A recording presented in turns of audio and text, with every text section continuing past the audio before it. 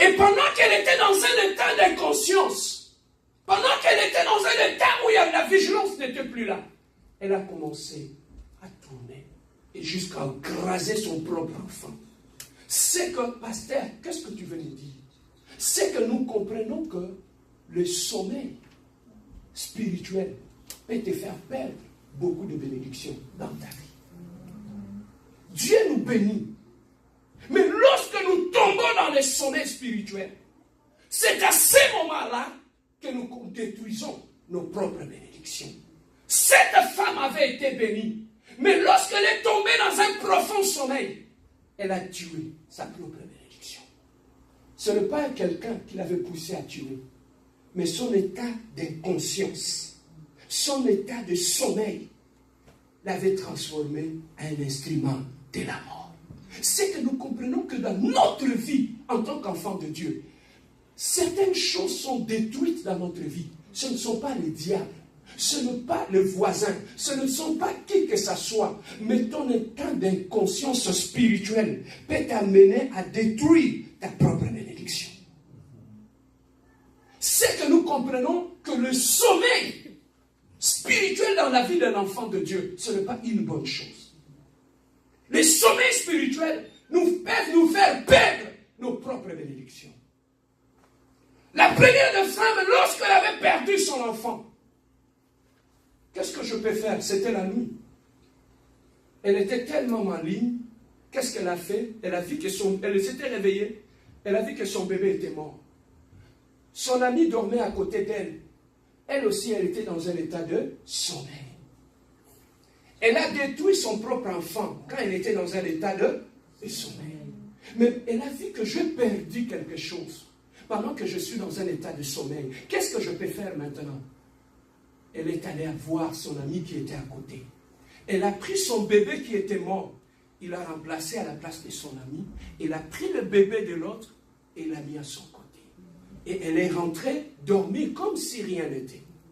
La première de femme avait détruit son propre bébé en dormant. Son ami à côté aussi était dans un état de sommeil. Son ami est venu, elle a changé sa bénédiction. C'est que nous comprenons, le sommeil peut nous amener à détruire notre propre bénédiction. Le sommeil spirituel peut aussi nous amener qu'on nous vole des choses qui nous appartiennent.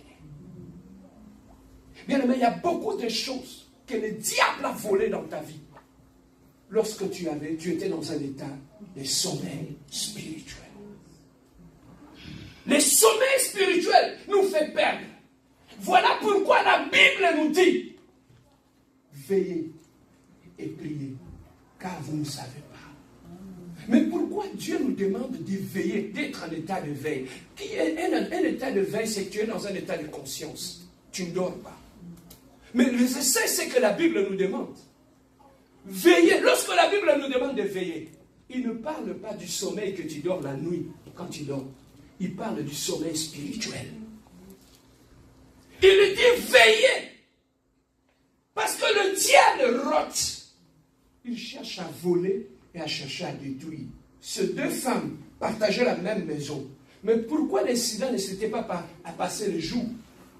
Pourquoi l'incident ne s'était pas passé pendant qu'elles étaient en état de veille?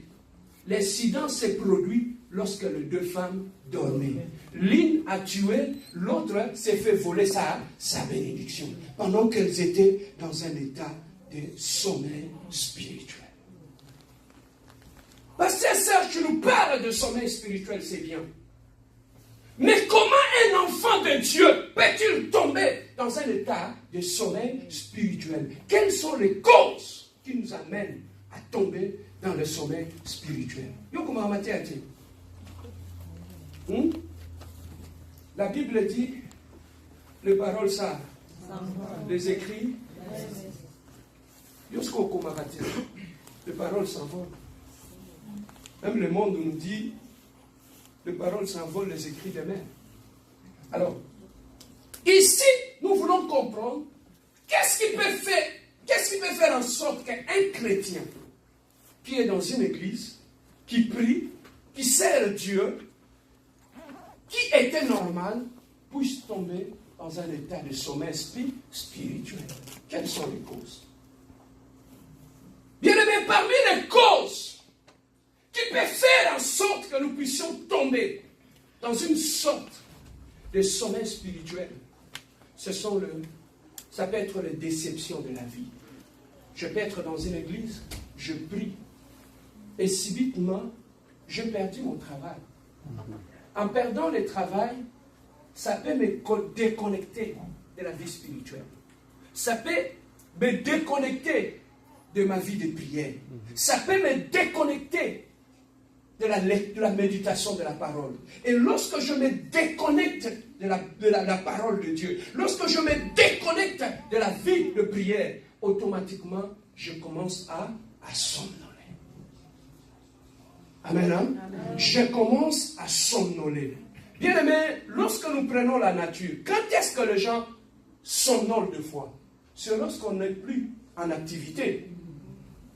Lorsque tu n'es plus en activité, qu'est-ce qui arrive? L'assoupissement arrive et tu commences à somnoler jusqu'à tomber dans un profond sommeil. Mais lorsque spirituellement, tu n'es plus actif, c'est à ce moment-là que le sommeil spirituel va commencer à t'envahir. Et tu sais comme tu es assis là, tu peux être en train de dormir, tu ne vas même pas te rendre compte. Subitement, tu commences à somnoler. Des fois même, tu peux dormir sans te rendre compte que tu es en train de dormir. Amen, hein? Amen. Alors, c'est ça qui arrive dans la vie d'un enfant de Dieu. La plupart des gens qui tombent dans un état de sommeil spirituel, ils ne se rendent jamais compte. Mais qu'est-ce qui peut faire en sorte que tu puisses tomber dans un état de sommeil spirituel? C'est lorsque tu as été déçu dans la vie. Voilà pourquoi tu peux trouver quelqu'un qui était actif à l'église, mais depuis qu'il a eu un problème dans son foyer ou dans son couple, cette personne-là s'est déconnectée des choses de Dieu et il commence à somnoler jusqu'à tomber dans un profond sommeil spirituel. Les déceptions de la vie. Tu veux atteindre un objectif, tu veux atteindre un résultat. Mais lorsque tu es force, tu trouves que ça n'arrive pas. Ton cœur est choqué, ton cœur est déçu. Tu peux trouver une personne qui était forte dans la prière, sombrer directement dans une sorte de sommeil spirituel. Les déceptions. Qu'est-ce qui peut faire en sorte dans l'église, pasteur, qu'un frère ou une sœur puisse tomber dans le sommeil spirituel? Ça peut être une déception ou un problème dans l'église. Tu peux venir à l'église. Le pasteur Serge, c'est un humain. Il peut te donner une réponse. Tu peux être choqué. Et ce choc-là, quand tu n'es pas prudent, ça peut aussi te refroidir spirituellement, jusqu'à t'endormir. Et pendant que tu vas te refroidir et t'endormir, c'est à ce moment-là que le diable va arriver. Ces deux femmes-là, lorsqu'elles commençaient à dormir, c'est à ce moment-là qu'elles ont commencé à perdre leurs enfants. Donc, le diable attend. Quand est-ce que tu vas commencer à somnoler spirituellement pour entrer dans ta vie? Observe tous ces gens-là qui ont eu des chocs ou des déceptions dans l'église ou dans leur vie, qui se sont retrouvés dans la maison, qui ne prient pas, ils ne gênent plus, ils ne lisent plus la parole. Regardez leur vie et vous voyez ce qui va arriver. Le porte commence à se bloquer. La sécheresse commence à venir. Pourquoi? Parce que le diable a entendu que ces gens-là puissent dormir spirituellement pour entrer dans leur vie et commencer à détruire quelque chose dans leur vie. Le sommeil fait perdre. Lorsque tu tombes dans un état de sommeil spirituel. Pasteur Serge, qu'est-ce qui peut faire en sorte qu'un chrétien puisse tomber dans un état de sommeil spirituel? C'est l'abondance matérielle. Nous sommes bien, nous sommes bien, nous sommes un problème. Est-ce que tu vas encore gêner? Est-ce que tu vas encore venir t'asseoir sur cette chaise avec nous? Quand ton frigo est plein, tu as une belle voiture dehors, tu as une belle maison, un bon travail. Est-ce que tu vas encore trouver l'importance de prier?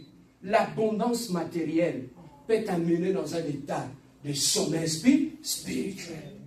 Tu ne viens plus à l'église, pasteur, tu vois, je suis occupé, tu vois, avec les occupations que j'ai maintenant, je ne peux plus être là tout le temps à la prière, et tout, et tout. Mais tu ne sais pas.